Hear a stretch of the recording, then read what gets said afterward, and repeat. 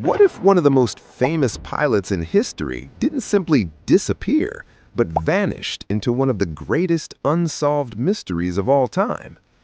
No wreckage, no confirmed final location, and a mystery that has lasted for nearly 90 years. In 1937, during a historic flight around the world, legendary pilot Amelia Earhart suddenly vanished over the Pacific Ocean. Despite one of the largest search operations ever conducted at that time, neither her plane nor her body was ever found. So what really happened to Amelia Earhart? Did her plane crash into the ocean? Did she survive on a remote island? Or is there a hidden story that history still hasn't uncovered? Let's go back to the beginning.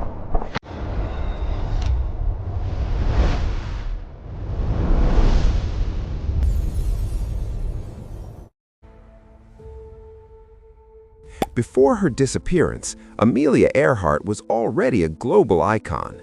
She became the first woman to fly solo across the Atlantic Ocean in 1932. At a time when aviation was dominated by men, she broke barriers and inspired millions of people around the world. She set multiple flying records and became a symbol of courage and adventure. But Amelia wanted to achieve something even greater. She wanted to become the first woman to fly all the way around the world. In 1937, she began that historic journey with her navigator, Fred Noonan.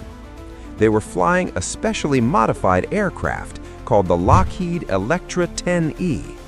Their plan was to fly around the Earth along the equator, covering nearly 29,000 miles. The journey started successfully. They crossed North America, South America, Africa, India, and Southeast Asia. After weeks of flying, they reached the city of Lae in Papua New Guinea.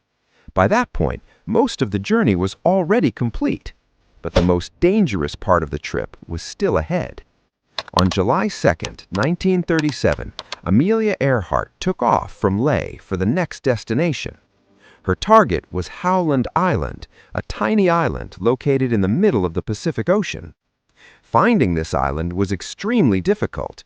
It was only about 2 kilometers long, surrounded by thousands of miles of open ocean. To help guide her, a U.S. Coast Guard ship called the USCGC Itasca was stationed near the island. The ship was ready to communicate with Amelia through radio signals. But soon, something started to go wrong. Radio communication between Amelia and the ship became weak and unclear. She sent several messages saying she could not see the island. Time was running out. Fuel was running low. Her final known radio message sounded desperate. She reportedly said that they must be close to the island, but they could not see it. After that message, the radio went silent. Amelia Earhart and her plane were never heard from again. The United States government launched a massive search operation. At that time, it became the largest air and sea search in history.